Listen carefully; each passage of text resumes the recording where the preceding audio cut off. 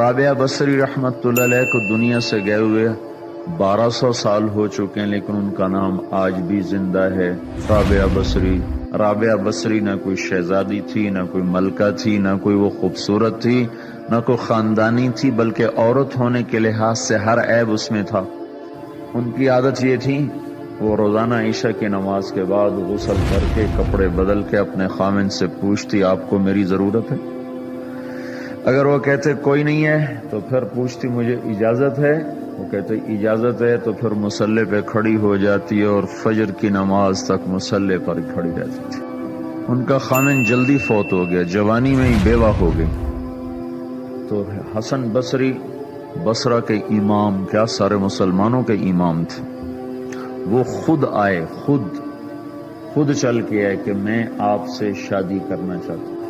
وہ کوئی شادی کا شوق نہیں تھا ان کو، وہ تو اولاد کے قابل نہیں، شکل صرف ان کی نیکی اور ان کا جو اللہ سے تعلق تھا، ان کو یہ لالچ ہوا کہ یہ میری بیوی ہو جائے تو اس کی طفیل شاید میری بخشش ہو جائے۔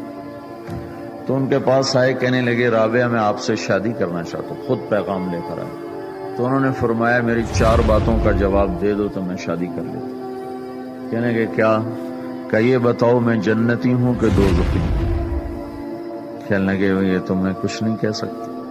اچھا یہ بتاؤ جب اللہ تعالیٰ قیامت میں اعمال نامے اڑائے گا، کسی کے سیدھے ہاتھ میں آئے گا، کسی کو الٹے ہاتھ میں آئے گا، میرے سیدھے ہاتھ میں آئے گا کہ الٹے ہاتھ میں آئے گا؟ کہنے لگے یہ بھی کچھ نہیں بتا سکتا۔ کہنے لگے اچھا یہ بتاؤ جب اللہ نیکیوں کو تولے گا، کسی کی نیکیاں بڑھ جائیں گی، کسی کے گناہ بڑھ جائیں گے، میرے گناہ زیادہ ہوں گے نیکیاں زیادہ ہوں گی؟ کہ یہ بھی نہیں بتا سکتا۔ کہ اچھا یہ بتاؤ جب لوگ گل سراج سے گزریں گے، کوئی پار نکل جائیں گے، کوئی نیچے گر جائیں گے، تو میں پار نکلوں گی کہ دوزخ میں گروں گی؟ کہنے لگے یہ بھی میں نہیں بتا سکتا۔ تو پھر فرمایا اچھا جاؤ مجھے تیاری کرنے دو، مجھے ان 4 باتوں کی تیاری کرنی ہے، میرے پاس شادی کے لیے وقت کوئی نہیں ہے۔ جو اللہ سے دوستی لگا لیتے ہیں اللہ دنیا ان کے لیے مسخر کر دیتے، اللہ دنیا ان کے پاؤں میں ڈال دیتے۔ تو جب ان کا انتقال ہوا، رات کو ان کا انتقال، تو اپنی خادمہ سے کہا بس 2-4 آدمی بلا کے مجھے جلدی سے دفن کر دو، کسی کو نہ بتاؤ، صبح لوگوں کو بتا دینا، اور مجھے کفن دینا میری اس چادر میں جس میں تہجد پڑا کرتی تھی۔